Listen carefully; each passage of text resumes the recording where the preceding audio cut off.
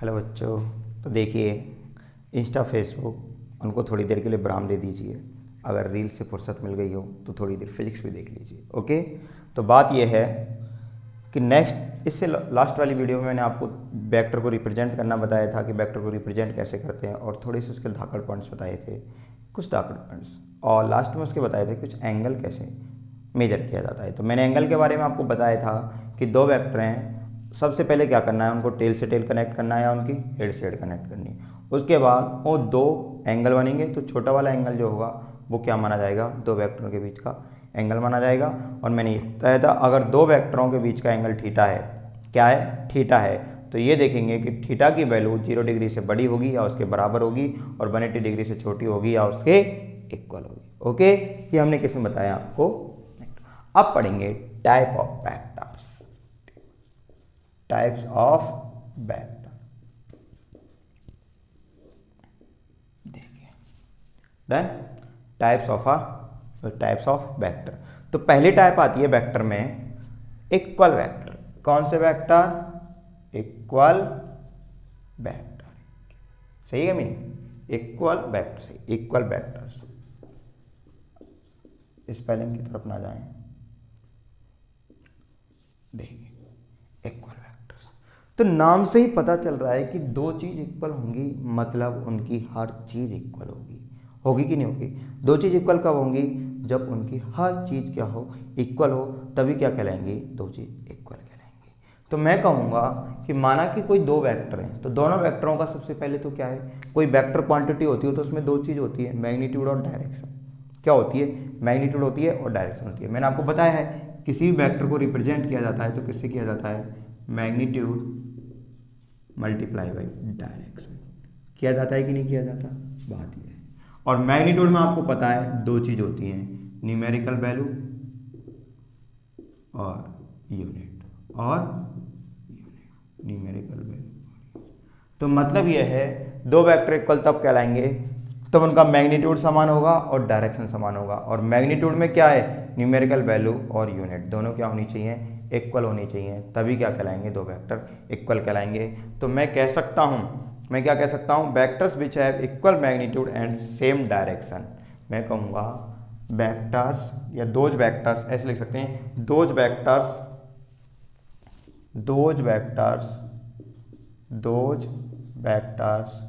Which have equal magnitude, और magnitude में क्या लिखेंगे, यूनिट एंड न्यूमेरिकल वैल्यू और डायरेक्शन, न्यूमेरिकल वैल्यू और unit, those vectors which have equal magnitude, और magnitude numerical value and unit, and और same direction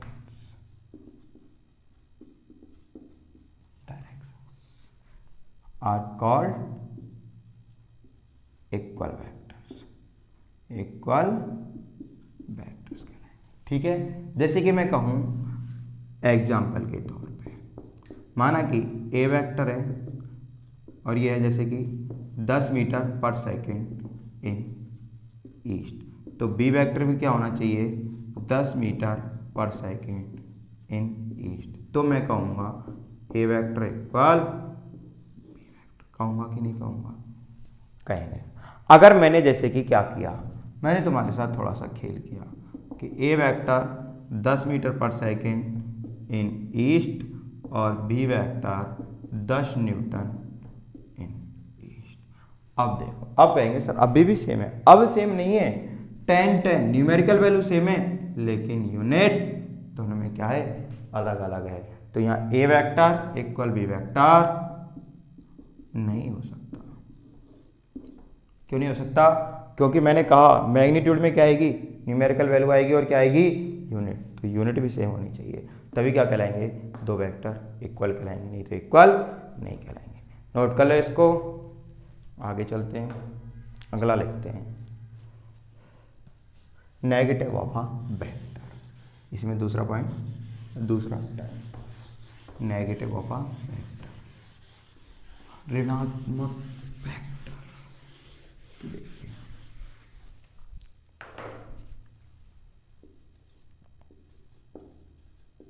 negative of a vector, ठीक है। तो नेगेटिव ऑफ अ वेक्टर क्या होगा, सीधी सी बात है, इसमें क्या होगा, बस इतना होगा, मैं बोल सकता हूँ सेम मैग्नीट्यूड होगा, और मैग्नीट्यूड का मतलब आप समझते हो न्यूमेरिकल वैल्यू, ऐसे बोल सकता हूँ those vectors which have same magnitude but opposite direction. लिखनी चाहो तो डेफिनेशन लिख सकते हो, दोज वेक्टर्स विच हैव, थोड़ा इधर से लिखते दोज, आपको डेफिनेशन नहीं लिखा, which have, those vectors which have same magnitude, numerical value और unit, but direction is opposite.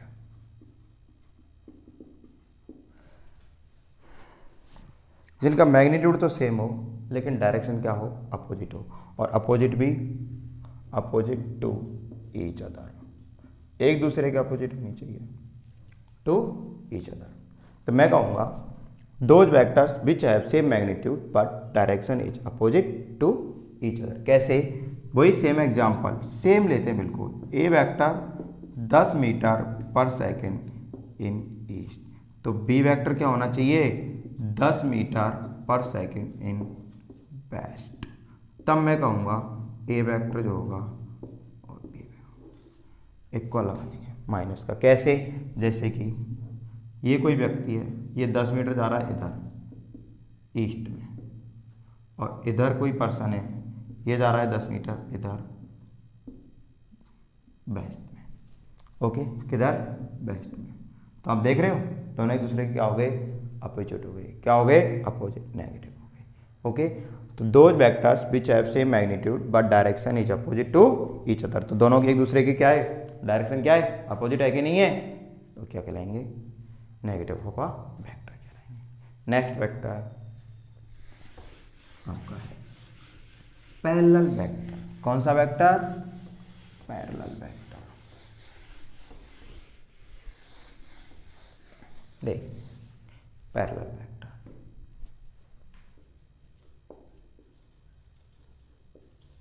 साथ के साथ नोट्स बनाते जाएं।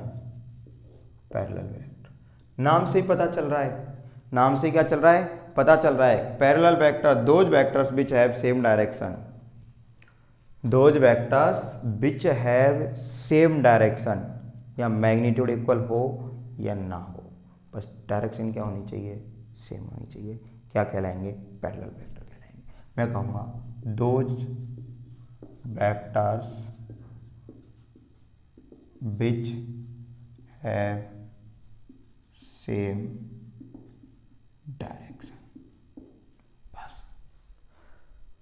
Is called are called parallel vector. Those vectors which have same direction, magnitude चाहे कुछ भी हो, बस डायरेक्शन क्या होनी चाहिए, सेम होनी चाहिए, तो क्या कहलाएंगे, क्या कहलाएंगे, क्या कहलाएंगे, अगर डायरेक्शन सेम है तो कहलाएंगे क्या, पैरेलल वेक्टर, क्या कहलाएंगे, पैरेलल वेक्टर। तो याद रखना those vectors which have same direction, जैसे कि एग्जाम्पल के तौर पे मैं आपसे कहूँ वही same, A vector 10 metre per second in east, और बी वेक्टर चाहे अब ये 100 हो चाहे 50 हो चाहे 1 metre per second in east, तो क्या कहलाएंगे, जैसे ये है, ये माना कि ए वेक्टर हो गया और ये हो गया बी वेक्टर, हुआ कि नहीं हुआ, हो गया। तो अब ये दोनों एक दूसरे के क्या हैं, पैरेलल हैं, क्या हैं, पैरेलल। और स्टार लगा के एक चीज़ और लिख लेना, पैरेलल वेक्टर के बीच जो एंगल होता है ना वो 0 डिग्री का होता है, क्योंकि जब आप इन दोनों की टेल से टेल कनेक्ट करोगे ना तो 0 डिग्री का एंगल आएगा, क्या आएगा, 0 डिग्री का आएगा। देखो कैसे, ऐसे मैं कहूँगा angle between two parallel vectors, two parallel vectors, दो पैरेलल वेक्टर के बीच का जो थीटा होगा वो क्या होगा, 0 डिग्री। ये बात तो याद कर लेना। कैसे, ये दो वेक्टर हो गए पैरेलल, एक ये और एक ए वेक्टर और बी वेक्टर, मिलाओ टेल से टेल कर दो, मिला दी, कितना बन रहा है ए, इसके ऊपर 0 डिग्री। क्या बन रहा है, 0 डिग्री। तो याद रखना इसमें डायरेक्शन सेम होगी, मैग्नीट्यूड से कोई मतलब नहीं है, और एंगल क्या होगा इनका 0 डिग्री। क्या होगा, 0 डिग्री। ओके, इक्वल वेक्टर में डायरेक्शन भी सेम होनी चाहिए थी और मैग्नीट्यूड भी सेम होना चाहिए था, और मैग्नीट्यूड में आपको पता है क्या होती है, न्यूमेरिकल वैल्यू और यूनिट। ओके, जबकि यहाँ क्या होगा, ओनली ऑन डायरेक्शन सेम होगी। क्या होगी, डायरेक्शन सेम। अब देखिए एंटी पैरेलल वेक्टर, कौन से वेक्टर, फोर्थ चलेंगे एंटी पैरेलल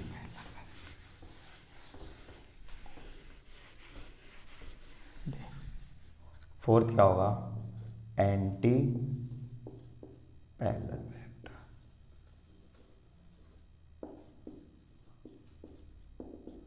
देखो एंटी पैरेलल वेक्टर, तो एंटी पैरेलल क्या होगा, those vectors which have opposite direction. क्या होगा, those vectors which have opposite direction. आगे समझ में, डायरेक्शन क्या होनी चाहिए, अपोजिट होनी चाहिए बस, चाहे मैग्नीट्यूड सेम हो या ना हो। जबकि नेगेटिव फॉर्म वेक्टर में क्या हो रहा था कि डायरेक्शन अपोजिट हो रही थी लेकिन मैग्नीट्यूड क्या था, सेम था। क्या था, सेम। लेकिन यहां क्या है, एंटी पैरेलल में, एंटी पैरेलल में सिर्फ ये कॉन्सेप्ट है, those vectors which have opposite direction. Only on किस पे ध्यान देना है, डायरेक्शन क्या होनी चाहिए, अपोजिट होनी चाहिए, मैग्नीट्यूड कुछ भी हो। ओके, ये देखना है। मैं कहूंगा एग्जाम्पल के तौर पे, वही same example, A vector 10 metre per second in east, और अब क्या हो सकता है, मैग्नीट्यूड कुछ भी हो सकता है, जैसे कि 5 मीटर पर सेकेंड इन वेस्ट। दोनों एक दूसरे के क्या हैं, एंटी पैरेलल। जैसे कि ए अगर इधर है 10 मीटर पर सेकेंड ए वेक्टर, और बी वेक्टर क्या है इधर वेस्ट, ये ईस्ट डायरेक्शन और ये जस्ट अपोजिट वेस्ट डायरेक्शन। हो गया 5 मीटर सेकेंड। ये इसका नेगेटिव नहीं है, अब क्या है, एंटी पैरेलल। और स्टार बना के याद रख लेना, एंगल क्या होगा इनका, 180 डिग्री। एंगल क्या होगा, 180 डिग्री होगा। ना मानो तो देख लो, ये ए वेक्टर और ये बी वेक्टर, दोनों की डायरेक्शन एक दूसरे क्या है, अपोजिट। मिलाओ टेल से टेल, मिला दी, ये बी वेक्टर और ये ए वेक्टर। बोलो बन रहा है कि नहीं बन रहा है इसमें से? तो बोला था ना कि दो एंगलों के, सॉरी, दो वेक्टरों के बीच का एंगल क्या हो सकता है, 0 डिग्री भी हो सकता है और 180 डिग्री भी हो सकता है। तो 0 डिग्री किनके बीच का आ रहा था, पैरेलल, और 180 किसके बीच का आ रहा है, एंटी पैरेलल। आ रहा है कि नहीं आ रहा है, आ रहा है सर। देन अगला 5वां टाइप देखते हैं, को इनिशियल वेक्टर। 5वां टाइप क्या होगा, को इनिशियल वेक्टर। साथ के साथ नोट्स बनाते जाएं, लिखते जाएं, क्योंकि रिवीजन आप बार बार वीडियो देख के नहीं करोगे। ओके, देखिए को इनिशियल वेक्टर, देखिए को इनिशियल वेक्टर। तो अब नाम से पता चल रहा है, को मतलब साथ में, और इनिशियल मतलब इनिशियल पॉइंट। आपको पता है इनिशियल पॉइंट होता है ना, जहाँ से चीज़ें स्टार्ट होती हैं। तो ऐसे ही को इनिशियल मतलब एक पॉइंट जहाँ से बहुत सारे वेक्टर क्या हो रहे हो, स्टार्ट हो रहे हो। क्या हो रहे हो, स्टार्ट हो रहे हो। तो बोल सकता हूँ कि those vectors which have the, those vectors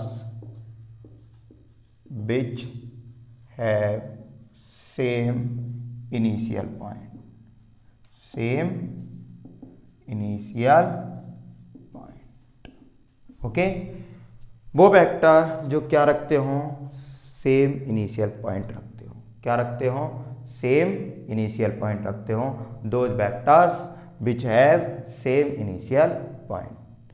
जैसे कि एग्जाम्पल, इनिशियल पॉइंट क्या हो, सेम। जैसे ये कोई यहाँ से एक ए वेक्टर स्टार्ट हो रहा है, एक बी वेक्टर हो रहा है, एक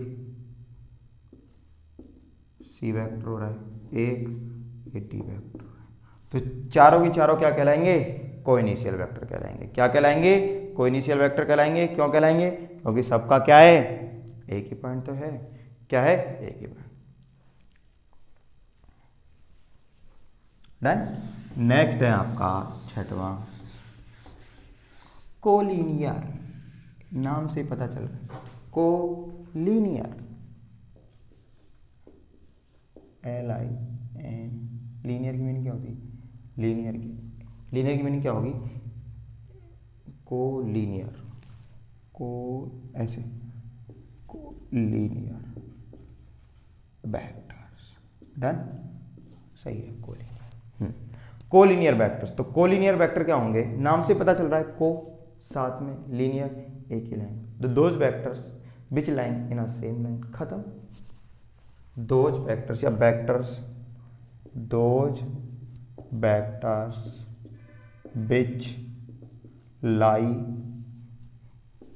इन अ सेम पाथ या लाइन, जो एक ही लाइन में या एक ही पाथ में क्या करते हो?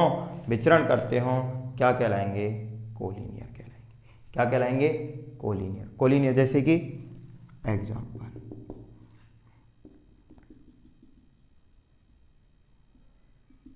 ओके, ऐसे एक ए वेक्टर इसी लाइन में, दूसरा बी वेक्टर इसी लाइन में, तीसरा सी वेक्टर। क्या हो गए? तीनों की तीनों कोलिनियर हो गए। क्या हो गए? जरूरी नहीं है कि एक ही डायरेक्शन में हो, ये ऐसे हो सकता है। ए वेक्टर ऐसे हो, बी वेक्टर ऐसे हो, सी वेक्टर ऐसे हो, कोई फर्क नहीं पड़ता। तीनों क्या कहलाएंगे? कोलिनियर कहलाएंगे। बस क्या होना चाहिए? तीनों एक ही लाइन में होनी चाहिए, एक ही लाइन पर होनी चाहिए, बस एक ही पाथ पर होनी चाहिए। क्या कहलाएंगे? कोलिनियर कहलाएंगे। क्या कहलाएंगे? कोलिनियर कहलाएंगे। और अगला होगा आपका कोप्लेनर। क्या होगा? कोप्लेनर। छाप लिया?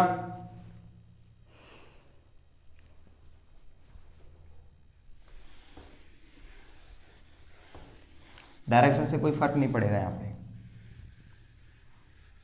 7 कोप्लेनर।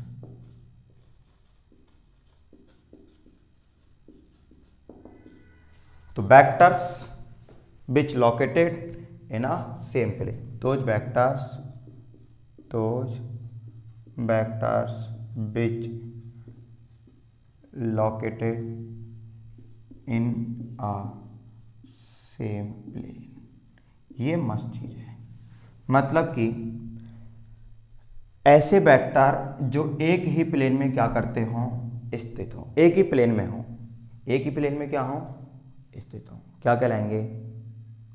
Coplanar vector. जैसे कि एग्जांपल के लिए मैं आपको बताता हूँ, देखिए ये है, माना कि ये है वेक्टर, इनको मान लो ये दो वेक्टर हैं। कितने वेक्टर हैं? दो वेक्टर। दोनों की दोनों माना कि ऐसे एक ही प्लेन में हो गए, हो कि नहीं हुआ? ऐसे एक प्लेन, ऐसे कर लो तो भी एक प्लेन में, ऐसे कर लो, ऐसे कर लो, ऐसे। तीसरा वेक्टर अगर लेते हैं, जैसे कि मैंने लिया, ये तीसरा ले लिया, ऐसे, ये तीनों भी क्या हो गए? कोप्लेनर। लेकिन अब अगर मैं इसको ऐसे लगा दूं इनके ऊपर, तीसरा, तो ये कोप्लेनर नहीं है। क्या नहीं है? कोप्लेनर नहीं है। लेकिन ये दो कोप्लेनर है। ये तीसरा कोप्लेनर के साथ हो भी सकता है, और ऐसे हुआ तो कोप्लेनर नहीं हुआ। तो इससे हमें पता चल रहा है कि दो वेक्टर तो हमेशा ही क्या है? कोप्लेनर है। क्या है? इनको तो कैसे भी ले लो, एक प्लेन में ही आएंगे, एक प्लेन में। ये ऑब्वियसली बात है ना भाई, कॉमन सेंस इतना भी तो लगाओ कि एक प्लेन जो होता है वो दो एक्सिस में डिवाइड होता है, एक्स और वाई, तो बस तो खत्म। प्लेन होगा तो उसमें दो एक्सिस होंगे, दो एक्सिस होंगे तो खत्म, दो वेक्टर हो सकते हैं आराम से। तो एक प्लेन में दो वेक्टर आराम से हो सकते हैं। तो बोल सकता हूं two vectors are always a coplanar vectors. दो वेक्टर क्या होंगे? कोप्लेनर होंगे। लेकिन तीसरा वेक्टर जरूरी नहीं है कोप्लेनर हो भी सकता है और नहीं भी हो सकता। दिख रहा है? रेड रेड पेन है, सारे स्टूडेंटों ने दिए, ठीक है। हाँ, तो मैं कहूँगा इसटा लगा के याद रखना है, two vectors are always coplanar. Always coplanar. दो वेक्टर क्या होते हैं? Two vectors are always coplanar. और तीसरा फिर इसमें स्टार लगा के लिखना, three vectors may B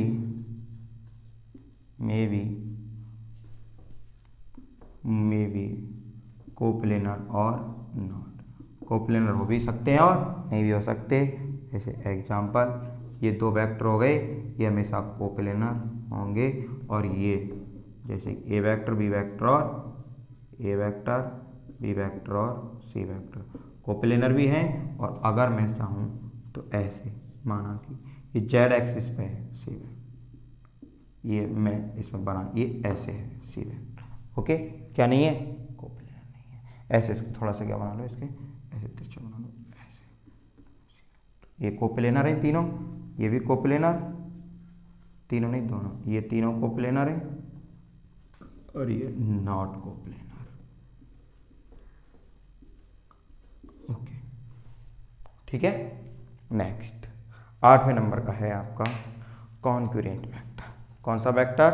concurrent vector.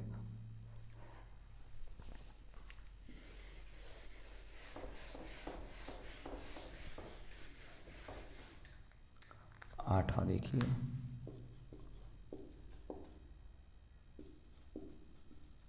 Concurrent vectors.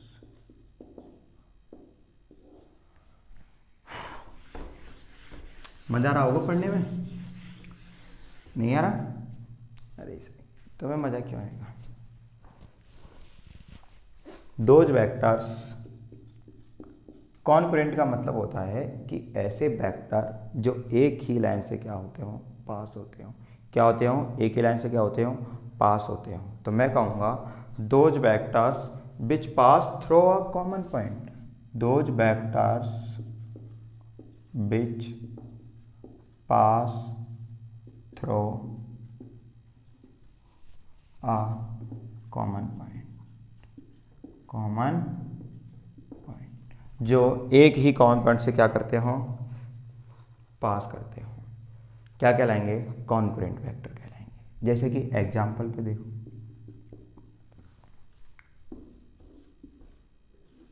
ऐसे A vector B vector C vector, तीनों का क्या हो गया? ये कॉमन पॉइंट। क्या हो गया? कॉमन पॉइंट से कॉमन पॉइंट, तीनों का क्या हो गया? ये कॉमन पॉइंट हो गया। तो क्या कहलाएंगे? Concurrent vector. क्या कहलाएंगे? या ऐसे भी बोल सकता हूँ, टू या more vectors are intersecting at a same point, ऐसे भी बोल सकता हूँ। और लाके अगर डेफिनेशन लिखना चाहो तो ऐसे स्टाइल ला के लिखना, टू और मोर वेक्टर्स, टू और दो तो होंगे ही कम से कम, टू और more vectors which intersecting at a same point, एक ही पॉइंट पे क्या करते हो? इंटरसेक्ट करते हो। ओके, क्या कहलाएंगे? कॉन्करेंट वेक्टर कहलाएंगे। और अगर ये इंटरसेक्ट भी नहीं कर रहे हैं तो इनकी लाइन ऑफ एक्शन होगी, वो भी इंटरसेक्ट कर सकती है। क्या कर सकती है? अगर ये इंटरसेक्ट नहीं कर रही तो क्या इंटरसेक्ट करेगी? लाइन ऑफ एक्शन क्या कर रही हो? इंटरसेक्ट कर रही हो, तब भी क्या कहलाएंगे? कॉन्करेंट। देखें ऐसे, ये भी नहीं कर रहा है और ये भी, तो देखो इसकी ये लाइन ऑफ एक्शन ये होगी ऐसे, इसकी लाइन ऑफ एक्शन ऐसे होगी और इसकी लाइन ऑफ एक्शन ऐसे होगी। तो इतनों की लाइन ऑफ एक्शन क्या कर रही है? इंटरसेक्ट। जैसे ये कोई पी वेक्टर है, ये कोई की वेक्टर और ये आर वेक्टर, तो ये भी क्या कहलाएंगे? लाइन ऑफ एक्शन क्या करती हो? इंटरसेक्ट करती हो, तब भी कोप्लेनर। और दो या दो से अधिक वेक्टर डायरेक्ट इंटरसेक्ट कर रहे हो या एक ही कॉमन लाइन से क्या कर रहे हो? पास कर रहे हो, क्या कहलाएंगे? कॉन्करेंट वेक्टर कहलाएंगे। क्या कहलाएंगे? Concurrent vector. यहाँ तक कोई दिक्कत? कोई दिक्कत नहीं। अगला वेक्टर है आपका नल वेक्टर या जीरो वेक्टर, 9वें नंबर का नल या जीरो वेक्टर। ये बड़ा मस्त वेक्टर है, बड़ा चंगा वेक्टर है। विच मैग्नीट्यूड इज 0 और डायरेक्शन इज आर्बिट्रेरी। मतलब कुछ भी ले लो डायरेक्शन, जब मैग्नीट्यूड 0 है तो फर्क ही क्या पड़ना है? कोई फर्क ही नहीं पड़ेगा। तो बोलेंगे देखो मैं कहूँगा कि मैग्नीट्यूड क्या हो, डायरेक्टली लिख लो, मैग्नीट्यूड क्या हो ऐसे 0 और डायरेक्शन क्या हो आर्बिट्रेरी,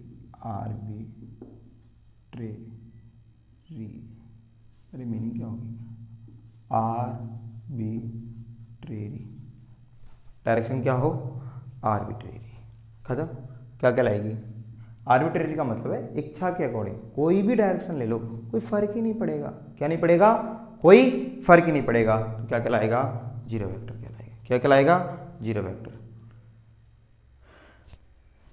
और ये लिया क्यों जाता है, देखो इसका रीजन भी सुन लो, कि लिया क्यों जाता है, इसका रीजन भी है कि हम जीरो वेक्टर पढ़ते ही क्यों। जैसे कि मैं कहूँ आपसे कि दो वेक्टरों को आपको ऐड करना है और दोनों का मैग्नीट्यूड सेम है और डायरेक्शन क्या है अपोजिट, तो दोनों का ऐड क्या आएगा, आपको कि जीरो, नहीं जीरो वेक्टर।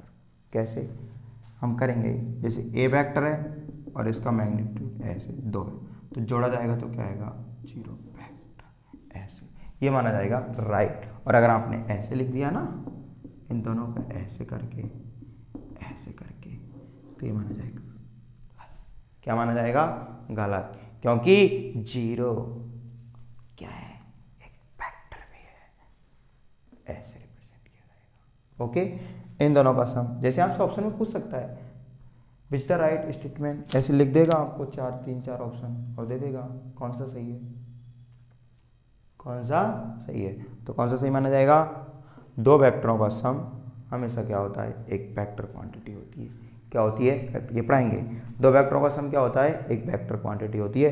इसलिए हम अगर दो अपोजिट वेक्टर, एक वेक्टर का नेगेटिव वेक्टर उसमें ऐड कर रहे हैं तो वेक्टर क्वांटिटी आनी चाहिए, इसलिए हम जीरो वेक्टर पढ़ते हैं। ऐसे ही बेफिजूल नहीं पढ़ रहे इसको, इसलिए पढ़ते हैं। ओके, और अगला है अपना यूनिट वेक्टर। क्या है 10वें नंबर का, unit vector. This is the best vector in physics, हिला के रख देता है। तो मैं कहूंगा यूनिट वेक्टर क्या होगा, a vector having unit magnitude,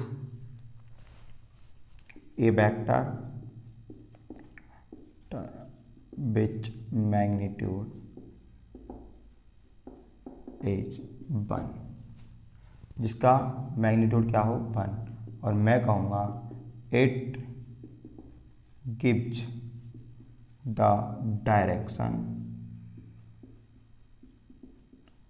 of a vector. A एक वेक्टर की क्या देता है, डायरेक्शन देता है। क्या बताता है, डायरेक्शन। अब बात यह है कि इसकी वैल्यू कैसे निकाली जाएगी, इसकी वैल्यू कैसे फाइंड आउट करेंगे। तो मैं कहूँगा कि सबसे पहले तो रिप्रेजेंट कैसे करेंगे। एग्जांपल देखिए, इफ ए वेक्टर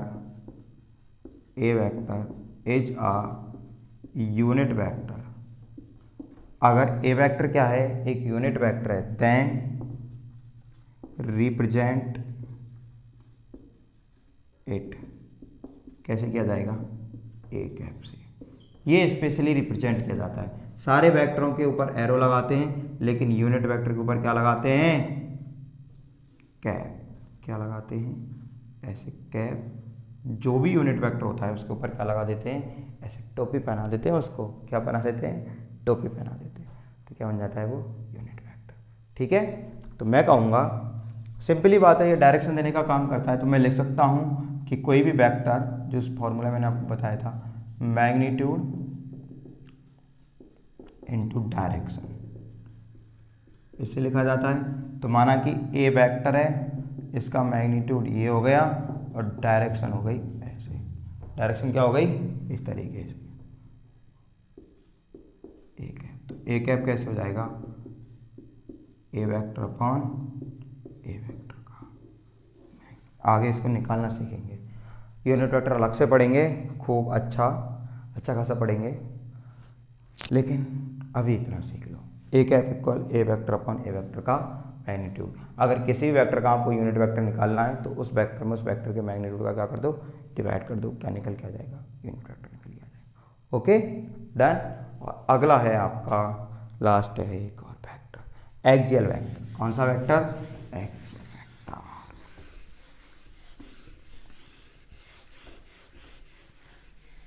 देख एक्सियल 11वां वेक्टर कौन सा है? Axial vector. अच्छा है ये भी वेक्टर। देखो सबसे पहले तो है इसका यूज लिख लो। इसका यूज होगा कहाँ पे? इसका यूज होगा सर्कुलर मोशन में। किसमें? सर्कुलर मोशन में होता है। वहाँ क्या करता है? इसका यूज सर्कुलर मोशन में होता है। और ये क्या काम करता है? सर्कुलर मोशन बोल सकते हैं या रोटेशनल मोशन भी बोल सकते हैं। रोटेशनल इफेक्ट जहाँ होते हैं, रोटेशनल इफेक्ट मतलब कि घूमने वाले प्रभाव, इसका यूज होता है रोटेशनल इफेक्ट या सर्कुलर मोशन, ऐसे बोल सकते हैं। ये क्या करता है? ये डायरेक्शन देता है। क्या देता है? उनकी डायरेक्शन देता है। और याद रखना एक्सियल वेक्टर जो होता है उसकी डायरेक्शन क्या होती है? जैसे कोई चीज़ ऐसे रोटेट हो रही है, क्या हो रही है? रोटेट। ऐसे है ये, इसकी चारों तरफ रोटेट हो रही है, तो ये देती है राइट हैंड थंब रूल से डायरेक्शन आती है। ये उंगलियां जिस डायरेक्शन में वो चीज़ रोटेट हो रही है उस डायरेक्शन में उंगलियां रोटेट करो, और जिधर थंब होता है वो थंब भी क्या बताता है? डायरेक्शन बताता है। किसकी? एक्सियल वेक्टर की। तो याद रखो, इसमें लिख लो direction of these vectors always, direction of these vectors always, direction of these vectors always along the axis of rotation, along the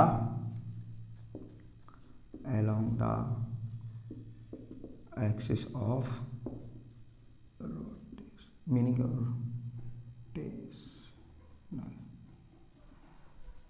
direction of these vectors, ध्यान से सुनना, direction of these vectors always, direction of these vectors always along the axis of rotational या rotation इन, यही बहुत rotation x के along होती है। क्या होती है? अलोंग। ठीक है, डायरेक्शन क्या होगी इसकी? रोटेशन एक्स के। और यूज किससे किया जाएगा? ये जो डायरेक्शन है, ये डायरेक्शन किससे दी जाएगी? ये दी जाएगी राइट हैंड थंब रूल से।